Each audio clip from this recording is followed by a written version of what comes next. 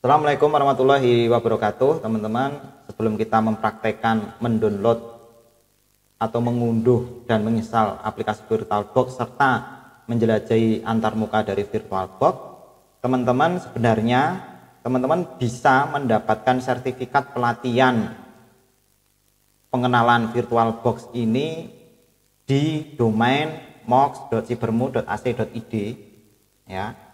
Kemudian teman-teman di sini banyak kursus yang gratis dan berbayar. Yang gratis untuk saat ini ada 18. Bisa jadi teman-teman saat teman-teman mengakses video ini gratisnya sudah tidak ada lagi.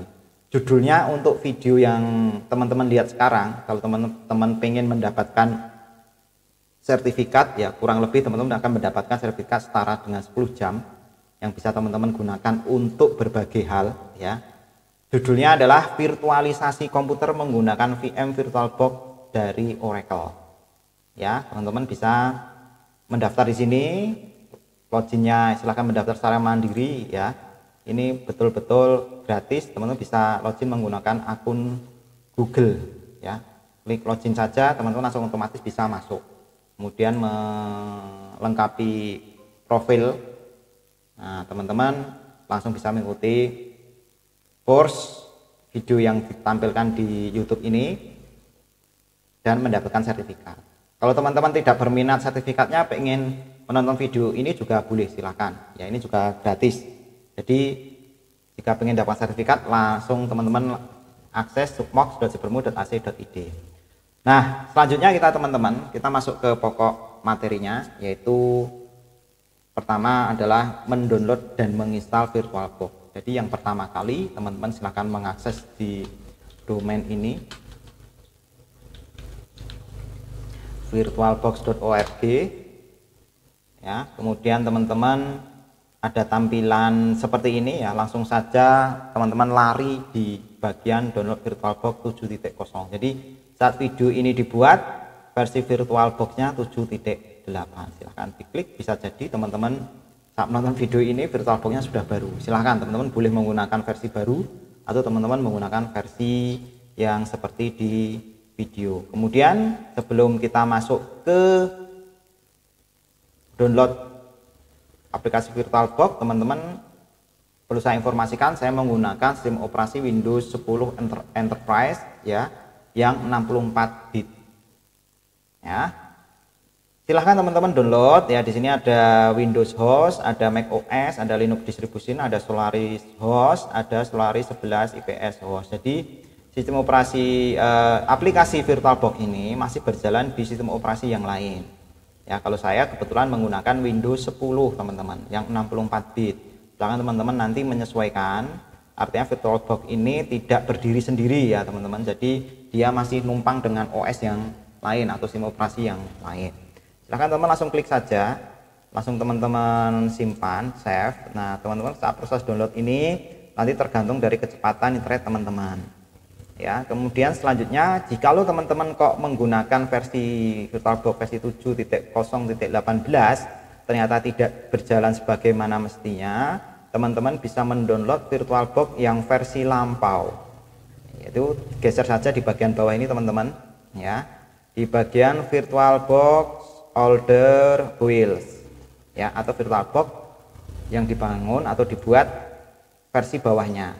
Klik aja teman-teman di bagian VirtualBox older build. Di sini ada versi yang begitu banyak.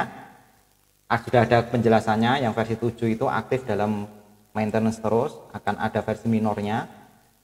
Kemudian ada versi 6, versi 6.0, 6.1 ini sudah dihentikan supportnya ya, karena ini berjalan di sistem operasi yang lain. Maka perangkat lunak ini memang terus diupdate untuk memperkuat security dan bug-bug yang lain teman-teman ya.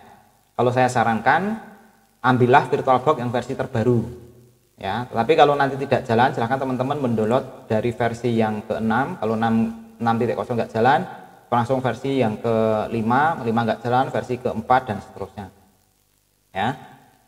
Oke, kalau sudah terinstall teman-teman, sudah terdownload maksudnya, ya, kita akan melakukan instalasi ya. Instalasinya di sini, ini yang saya download, ini saya hapus saja. Kemudian saya klik 2 kali di sini. Ya, kemudian pilih yes. Nah, langsung klik next saja teman-teman. Nah, di sini lokasinya di drive C. Ini saya ubah. Langsung klik next saja boleh. Ini ada tulisan warning network interface, install Oracle akan mereset network interface. Karena saya pernah menginstal apa itu namanya teman-teman, menginstal VirtualBox. Jadi ada virtual LAN di situ, sehingga saya pilih proses saja, yes. Nggak apa-apa, nanti reset paling cuma reset alamat IP-nya ya. Ini missing Python core, langsung klik yes saja, langsung klik ini apa ini, yes, installer.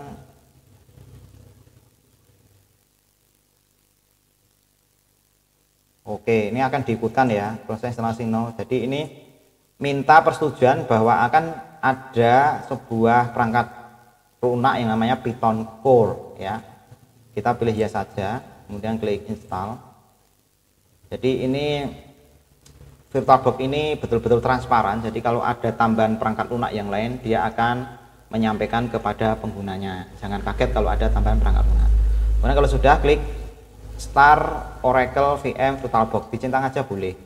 Kalaupun teman-teman tidak mau nyentang juga nggak apa-apa, klik finish. Oke, nanti teman-teman akan ada sebuah shortcut ya. Nah, ini shortcutnya seperti ini, Oracle VM VirtualBox. Teman-teman klik 2 kali saja untuk menjalankan VirtualBox-nya, pilih yes. Semoga saja bisa jalan ya teman-teman ya. Nah, ini bisa jalan, teman-teman nggak usah kaget. Ini harusnya tempat teman-teman kosong. Kebetulan saya itu dulu pernah men-setup VirtualBox. Jadi teman-teman mengupgrade VirtualBox itu nggak usah khawatir apa itu namanya virtual machine yang teman-teman buat itu hilang. Enggak, ternyata masih ada teman-teman. Oke gitu ya. Nah, ini adalah tampilan, ini sudah jalan teman-teman ya. Ini sudah jalan, sudah running. Artinya VirtualBox yang versi 7.018 tadi bisa berjalan normal di sistem operasi Windows 10 ya. Kemudian selanjutnya kita akan mencoba mengenal tentang antarmuka dari VirtualBox teman-teman. Oke, di atasnya ini ada menu bar ya teman-teman, ada file, ada mesin, ada help ya. Jadi ini sebenarnya help ini teman-teman bisa membaca ya, membaca fungsi-fungsi dari VirtualBox itu dari sini ya. Kemudian di sini ada tool ya, ada tool. Kemudian di sini ada OS yang sudah dibuat, virtual komputer yang sudah dibuat teman-teman. Jadi artinya VirtualBox ini bisa menjalankan OS lain tanpa teman-teman tuh harus menformat hard disk fisik teman-teman dengan cara membuat virtualisasi. Jadi di sini saya menggunakan Windows berapa ini? Windows 10, tapi saya bisa menjalankan Mikrotik. Saya bisa menjalankan Windows 11. Saya bisa menjalankan Ubuntu ya. Saya bisa menjalankan Proxmox yang under dari Linux juga ya. Artinya dengan virtualisasi ini teman-teman bisa melakukan uji coba atau mungkin bisa teman-teman gunakan untuk menjalankan perangkat yang lain di komputer teman-teman yang memiliki resource yang besar. Oke, spesifikasi komputer ya. Ini saya menggunakan Core i5 teman-teman ya. Kita akan cek spesifikasi komputer saya itu menggunakan prosesor apa ya. Di sini saya menggunakan RAM-nya 12 GB. Kemudian saya menggunakan prosesor Core i5 ya teman-teman ya. Kita cek ke device manager. Di sini saya menggunakan prosesornya Core i5 4460, masing-masing kecepatannya 3,2 GHz ya, atau menggunakan 4 core teman-teman ya. Nah, virtualisasi memang membutuhkan resource yang besar ya. Saya sarankan teman-teman memiliki minimal adalah dual core ya, jangan yang single core. Kalau single core itu kayaknya agak berat ya, agak berat. Saya sarankan minimal dual core, sehingga nanti kalau digunakan untuk praktek video ini, yang satu core untuk menjalankan OS secara fisik yang asli, kemudian satu core-nya untuk virtualisasi. Lebih dari itu lebih bagus. Kemudian RAM-nya teman-teman, RAM-nya nanti teman-teman tergantung dari teman-teman itu menginstal sistem operasi apa ya. Jadi nanti untuk praktek ini saya akan carikan sebuah sistem operasi yang kecil ya, tidak terlalu berat, sehingga teman-teman menggunakan RAM saya sarankan 4 GB ya, 4 GB. Nanti menjalankan OS-nya itu sekitar 1 GB-an ya, sehingga nanti bisa aman. Tapi saya sarankan teman-teman memiliki RAM 8 GB ya. Ini saran rekomendasi, tapi minimal 4 GB masih aman lah. Kalaupun teman-teman mau mencoba ya coba saja 2 GB, sepertinya juga masih aman jalan. Nanti OS-nya kita setting ke 512 saja sudah jalan RAM-nya ya. Oke gitu. Jadi ini jelas berbagi resource dengan sistem operasi utama gitu ya teman-teman.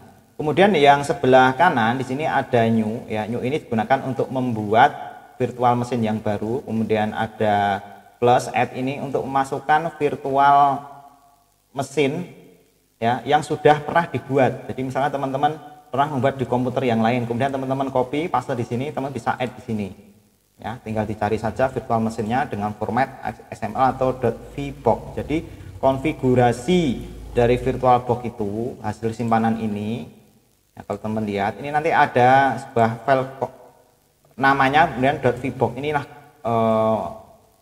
file konfigurasi dari VirtualBox.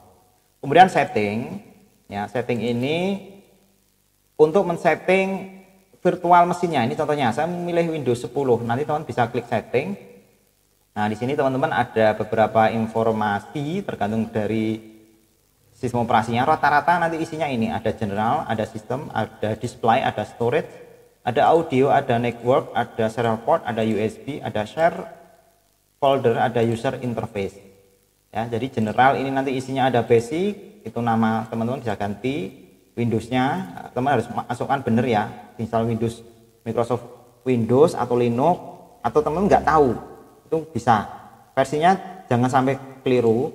Yang teman-teman install itu versi 32 bit atau 64 bit, karena kalau keliru nanti bisa blue screen teman-teman, nggak jalan ya. Kemudian advanced ini ada snapshot folder ya, di sini ada share bidirectional, ada pilihan share clipboard ini buat copy paste, mau dimatikan atau host to guest atau guest to host atau bidirectional. Itu tujuannya kalau teman-teman ngopi file dari sini ya, ngopi teks gitu ya, teman-teman copy kemudian langsung teman-teman paste, itu bisa masuk. Kemudian drag and dropnya itu disable atau enggak. Nah kalau drag and drop teman-teman aktifkan, berarti nanti teman-teman mau memindahkan file ini misalkan ya ke VirtualBox, tinggal drag and drop aja, jadi nggak ribet. Deskripsinya ada disenkripsi ya, ini enggak saya hidupkan. Kemudian sistem, nah sistem ini ada 3 isian, motherboard, prosesor, sama acceleration ya. Silakan teman-teman nanti bisa men-setting di sini. Motherboard itu untuk settingan dari motherboardnya, memorinya mau berapa dikasih berapa, prosesornya nanti mau disetting berapa core. Kebetulan di sini saya ada 4 core ya, jadi di sini saya memiliki 4 core, jadi mentoknya di sini, jadi nggak ada 8 core, jadi ini ditambah nggak bisa teman-teman, bisa tapi di warna merah ini nanti akan error ya. Jadi pastikan dibuat sisa minimal 1 teman-teman ya, minimal 1. Kalau ini saya sisakan 2 biar aman. Kemudian di sini ada execution cap. Execution cap ini penggunaan prosesornya, jadi teman-teman mau dimentokkan semuanya untuk virtualisasi atau hanya sebagian. Ini ambil 2 core tapi hanya digunakan performanya 50% bisa. Alhasil nanti kecepatan dari sistem operasi yang teman-teman install akan rendah gitu ya. Jadi ini biasanya saya mentokkan. Kemudian extended fitur ini untuk apa ya, CPU akan ekspor the virtual machine ya, bisa teman-teman centang bisa tidak ya. Kalau yang enable next VT strip X garis miring AMD Grace strip V ini untuk mengaktifkan virtualisasi prosesornya ya, teman-teman nanti bisa baca yang lain lah. Ini untuk apa namanya, membuat virtualisasi di dalam virtualisasi itu bisa, intinya seperti itu. Acceleration ini para virtualisasi interface, ini ada pilihan ya, ada non default, legacy, minimal, Hyper-V, KVM. Ini saya biasanya settingnya pilih depot. Kemudian bagian display dibagi menjadi 3 teman-teman. Ada screen, ada remote, ada recording. Ya, di sini screen itu memorinya, memori layarnya mau teman-teman kasih berapa? Ya, ini secara depot untuk mentoknya 128. Untuk VirtualBox itu mentoknya di 256 MB ya untuk yang versi 7. Saya nggak tahu untuk yang update yang baru. Ya, itu pun harus dibuat settingan khusus ya menggunakan PROM. Ini tidak saya sampaikan. Ini saya buat yang 64 GB saja. Kemudian monitor count-nya bisa teman-teman buat 1 atau 2. Ya, di sini saya buat 1. Grafik kontrolnya teman-teman mau buat apa? Defaultnya adalah ini teman-teman, VBox VGA. Nah, teman-teman cari saja kalau ada informasi invalid setting detected, teman-teman ganti yang lain. Dan ini bisa dibuat 3 dimensi ya teman-teman, 3D. Nah, ini ada informasi ini, kalau ada tanda seperti ini, kalau pengen 3D berarti minimal harus, nah ini 256 invalid setting. Oke, kita cari, nah ini oke, itu ya teman-teman ya. Nah, jadi kalau enable 3D acceleration itu teman-teman harus minimal 256. Oke, kita tidak aktifkan storage. Ini nanti ada konfigurasi, ada SATA. Nah, ini nanti tergantung teman-teman ya, bisa ditambah dari sini. Banyak sekali pilihan teman-teman, bisa USB, bisa NVMe ya, dan ini semuanya diemulasikan ya, jadi ini bukan port fisik. Kemudian audio ya, ini enable saja, audio kontrolnya pakai Intel HD Audio atau ECH AC67 Sound Blaster 16, tinggal pilih saja. Cari saja yang kira-kira tidak harus menginstal apa itu namanya drivernya teman-teman ya, dicoba-coba saja, nanti otomatis kalau drivernya jalan akan bunyi. Network, nah network ini disediakan di VirtualBox ini ada 4, ada 1, 2, 3, 4. Nah, setiap adapter ini ada pilihannya, ada net, bridge, internal, host, generic driver, NAT network, cloud network, eksperimental ya, atau not attached ya. Ini nanti saya jelaskan. Kemudian serial port ini ada 4 virtualisasi yang bisa teman-teman gunakan, port 1, port 2, port 3, port 4. Ini saya jarang gunakan ya. Kemudian USB. Nah, ini juga bisa mengemulasikan USB. Jadi USB teman-teman bisa colok di komputer, kemudian diakses dari sini bisa. Share folder. Nah, ini digunakan untuk mengakses ya,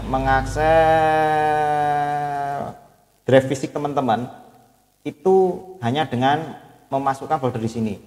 Jadi misalkan teman-teman hanya pengen mengakses D master ya, di sini D kemudian master. Nah, yang hanya diakses hanya ini, dan ini bisa disetting kondisinya read only auto mount. Jadi kalau read only itu hanya bisa membaca doang, jadi ini aman kalau diakses menggunakan virtual machine. Saya khawatirnya nanti tidak sengaja menghapus dari virtual machine dan seterusnya gitu ya. Biasanya saya pilih yang read only, nanti sesuai dengan kebutuhan teman-teman ya. Kalau pengen bisa baca tulis ya read only nya dimatikan. Auto mount ini artinya saat virtual machine ini mati kemudian kita nyalakan lagi, secara otomatis folder ini akan diakses. Nah, mount point-nya teman-teman bisa buat sendiri di sini, bisa baca-baca nanti ya. Oke, ini saya cancel. Selanjutnya adalah user interface. Ini user interface saat di running itu tampilannya akan seperti ini teman-teman ya. Virtualnya mau langsung full screen atau seamless atau scale atau normal window. Oke, itu ya teman-teman ya. Ini tampilan dari menu setting. Kemudian ini adalah tombol start teman-teman ya. Jadi untuk menjalankan di sini ada pilihan normal start, headless start, detectable start ya. Nah, kemudian di sini ada informasi. Jadi setiap kita klik ini ada informasinya. Ini adalah tampilan informasi ya. Jadi settingan yang kita buat itu seperti apa, dari sistemnya, dari displaynya, storage-nya, ini tertampil di sini semua, sehingga akan mempermudah kita untuk melihat, oh Windows 10 ini menggunakan RAM-nya ini, prosesornya 3 core ya. Yang Windows 11 oh dia RAM-nya butuh 7,4, prosesornya 3 core dan seterusnya. Untuk yang Mikrotik, Mikrotik ini dia menggunakan memori 4 GB, kemudian prosesornya hanya menggunakan 3 boot ordernya, floppy, optical sama hard disk, akselerasinya, next paging, PO dan seterusnya. Ya, kemudian ini adalah previewnya. Jadi saat kita running, nanti previewnya akan tampil di sini teman-teman. Ya, itu ya teman-teman. Semoga teman-teman paham dengan video yang saya tampilkan di sini. Ini adalah materi tentang mengunduh dan menginstal VirtualBox serta menjelajah antar muka VirtualBox sudah selesai. Ya. Semoga teman-teman masih semangat untuk mengikuti video tutorial ini, dan saya akhiri. Wassalamualaikum warahmatullahi wabarakatuh. Jangan lupa teman-teman, masih ada video selanjutnya yaitu tentang membuat virtual mesin. Ya. Terima kasih.